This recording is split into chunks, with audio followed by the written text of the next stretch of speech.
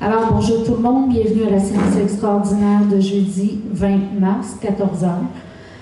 Je constate qu'il y a le quorum, donc la séance est ouverte à 14h. Juste un rappel, les questions ils doivent concerner seulement les points à l'ordre du jour, car c'est une séance extraordinaire. Donc, nous allons commencer avec la lecture et l'adoption de l'ordre du jour. Pour la lecture de l'avis de convocation, alors séance extraordinaire à Mesdames Isabelle Parent, Juliane Cousineau, Lucie Vignola, Chantal Perrault et à Messieurs Bertrand Taillefer, André Lafrenière, Monsieur Jacques Bourassa. Par les présents, vous êtes convoqués à la séance extraordinaire du Conseil de la municipalité de Notre-Dame-de-Lez-Merci qui aura lieu le jeudi 20 mars 2025 à 14h à la salle communautaire du manoir de la Rivière-du-Frêne située au 1948 chemin Notre-Dame-de-la-Merci à Notre-Dame-de-la-Merci. À moins de renoncement de l'avis par tous les membres du Conseil s'ils sont tous présents, la séance portera uniquement sur les points suivants. Point 1, ouverture. Point 2, lecture de l'avis de convocation. Point 3, adoption de l'ordre du jour. Point 4, électrification du sentier du parc de la Rivière-du-Frêne, adjudication. Point 5, enceinte municipale, adjudication. Point 6, comité consultatif d'urbanisme, nomination. Point 7, chemin du domaine, cession et lotissement. Point 8, petite mission, résolution d'appui. Point 9, période de questions.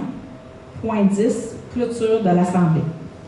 Advenant que vous ne puissiez assister à l'Assemblée, vous êtes prié de bien vouloir avertir Martine Bélanger, directrice générale, au numéro 819-424-2113, au poste 7200, ou par courriel à dg@mun-ndm.ca, donné ce 17e jour du mois de mars 2025.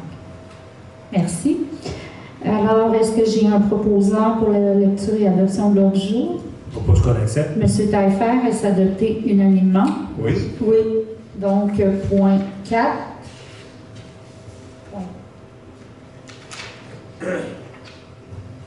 Électrification du sentier du parc de la Rivière-du-Frêne, adjudication. Alors, considérant que la municipalité a proposé un appel... excusez-moi, je recommence. Considérant que la municipalité a procédé à un appel d'offres par le système électronique d'appel d'offres SEAO et à la suite de l'ouverture des soumissions, le 14 mars 2025, 4 soumissions ont été déposées. Considérant la conformité des 4 soumissions soumises a été établie, considérant que le résultat de l'ouverture de l'enveloppe des prix est le suivant. Alors, premier soumissionnaire, la compagnie Électricité André Langevin Incorporée, prix soumis avant taxe 374 800, prix avec taxe 430 926,30. Pour les entreprises Guy Beaulieu 2009 Incorporée, prix avant taxe 397 872,50, prix avec taxe 457 453,91. Pour les constructions J.M. Poirier et Fils, prix avant taxe 351 474,78, prix avec taxe 404 108,13 sous. Et pour la compagnie Bruno Électrique Incorporée, 326 494, avec taxe, prix avec taxe 375 386,48. Par conséquent, il est proposé et résolu que la municipalité accepte la soumission de la compagnie Bruno Électrique Incorporée, le plus bas soumissionnaire conforme, pour le projet d'électrification du sentier du parc de la Rivière-du-Frêne au montant de 326 494 plus taxes. Que les dépenses soient imputées au poste de contribution aux fins de parc de terrain de jeu et d'espaces naturels et à la subvention Fonds Région et Ruralité, volet 2. Que la mairesse ainsi que la directrice générale soient et sont autorisées à signer tous les documents prévus à cet effet. Est-ce que j'ai un proposant? Je propose qu'on accepte. Madame Vignola, est-ce adopté unanimement? Oui. Oui. Point 5, enseigne municipale adjudication. Considérant que la municipalité a procédé à diverses demandes de soumission pour le projet de revitalisation des 4 enseignes municipales, dont 2 sont situées sur la route 125 et une sur le chemin Saint-Guillaume, une sur le chemin Saint-Côme, à savoir 4 soumissions reçues. Première soumission, enseigne décor design pour l'option A avec les taxes en su, 53 600 $. Et l'option B, taxes en su toujours, 49 660 $. Pour la compagnie FIJA, pour l'option A, au montant de 49 262 avant les taxes. Tremblay-Ménard, 48 650 $ avant taxes toujours pour l'option A. JB Enseigne, option A, 42 995 et pour l'option B, 37 895. Considérant que les propositions budgétaires varient en fonction des services offerts et des visuels proposés, considérant que les propositions budgétaires peuvent être sujettes à changement en fonction des différentes demandes de modification, des frais de déplacement à inclure et en fonction des travaux effectués en régie interne, par conséquent, il est proposé et résolu que la municipalité accepte la soumission de JB Enseigne pour l'option A pour le projet de revitalisation des enseignes municipales au montant de 42 995 $ plus taxes. Que le Conseil demande de retirer l'identification jumelée à Colombier de Périgord en France à la proposition visuelle déposée, mais souhaite la promotion du jumelage sur le site Internet de la municipalité. Que les dépenses soient imputées au budget 2025 et à la subvention Fonds Région et Ruralité, volet 2. Que la mairesse ainsi que la directrice générale soient et sont autorisées à signer tous les documents prévus à cet effet. Est-ce que j'ai un proposeur? Je propose qu'on adopte. Madame Perrault, est-ce adopté unanimement? Oui. Oui. Point 6, comité consultatif d'urbanisme, nomination. Alors, il est proposé et résolu d'autoriser la nomination des personnes suivantes au numéro de siège impair et à participer aux réunions du comité consultatif d'urbanisme pour la période du 20 mars 2025 au 31 décembre 2026. Alors, au siège numéro 3, Mme Martine Dubé, et au siège numéro 9, M. Richard Daigneault. J'ai un proposeur. Je propose qu'on adopte. M. Bourassa, est-ce adopté unanimement? Oui. Oui. Point 8, petite mission. Point 7, chemin du domaine, cession et lotissement.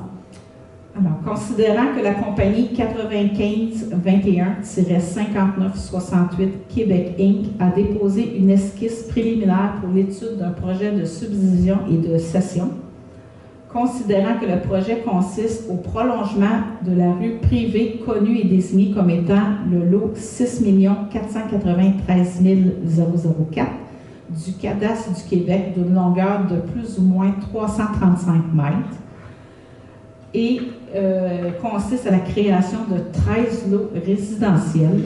Il est proposé et résolu que le Conseil demande une évaluation technique du chemin du domaine afin de s'assurer de la conformité au règlement 108-92 suite aux recommandations du directeur des travaux publics. Le dossier soit soumis à nouveau au Conseil municipal pour approbation.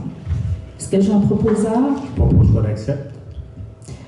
Est-ce que c'est adopté à l'unanimité? Oui. Oui. D'accord. Oui. Point 8, petite mission, résolution d'appui. Il est proposé et résolu que la municipalité appuie la demande de subvention de la petite mission dans le cadre du programme Cuisine partagée métro afin de mettre leurs locaux à niveau et faire l'achat de nouveaux équipements commerciaux. Que le projet vise à recevoir les gens à la petite mission pour cuisiner ensemble, éviter le gaspillage alimentaire et rendre les gens plus autonomes. Est-ce que j'ai un proposeur? Je propose qu'on accepte. Madame Vignola, est-ce adopté unanimement? Oui. Donc, période de questions sur les sujets à l'ordre du jour, s'il vous plaît. Pierre Fortier, 1892 de l'Iris. Au sujet de l'électrification du sentier, est-ce que vous pourriez me préciser en quoi ça consiste? Et puis, j'ai entendu aussi qu'il y avait une question de subvention puis de taxes. Est-ce que la municipalité se voit à rembourser ces taxes? Puis, est-ce qu'il y a un montant de subvention qui peut accompagner ce projet-là? Oui, l'électrification, c'est où est-ce qu'on fait le sentier hanté. À l'Halloween, mais on fait d'autres activités aussi. Ce qu'on veut faire, c'est mettre de l'électricité tout le long du sentier, aussi avec de la lumière, parce qu'il y a des endroits que c'est très noir et il n'y a pas de lumière. Pour les subventions, on a la ruralité, le volet 2. C'est quoi le montant? C'est 80 de la dépense qui est couverte par la subvention. La part de la municipalité, c'est 20 Mais notre 20 on va le prendre dans la session des parcs, donc ça ne touche pas au budget courant de la municipalité. C'est subventionné à 80 Et puis, sur les taxes que les municipalités payent sur plusieurs projets, est-ce que les municipalités, est-ce qu'on les paye définitivement ou on a On a un retour de taxes. Mais est-ce que le retour couvre... Vous parlez de la TPS, de la TVQ, oui. Quand on parle des taxes. Donc, la municipalité, on peut réclamer 100 de la TPS, elle nous est remboursée à 100 et 50 de la TVQ. OK. On récupère quand même. Ouais, okay. C'est une chose que je ne connaissais pas dans vos calculs. J'ai une autre question qui est à quoi dans l'ordre du jour? Mais on ne peut pas la prendre, votre question. Je suis vraiment désolée, monsieur. C'est la règle des séances extraordinaires. C'est vraiment ce qu'il y a sur l'ordre du jour. Bon. Je suis désolée. Je trouve ça dommage. Ben, c'est pas moi au conseil qui fait cette règle-là. C'est comme ça. Bon, Pierre, venez nous la poser après, si vous voulez, mais pendant la séance. Je vais vous la poser après. Est-ce Parfait. que vous avez lu l'Aiglon de Victor Hugo? Non, Non? je ne l'ai pas lu. Je sais c'est quoi, mais je ne l'ai pas lu. Non? Je vais vous poser mon autre question après la réunion. Parfait. Donc, clôture de l'Assemblée, est-ce que j'ai un proposeur? Faut qu'on se lève. Donc, M. Bourassa propose la levée. Est-ce que tout le monde est d'accord? Oui. Parfait, merci. Merci, M. Fortier.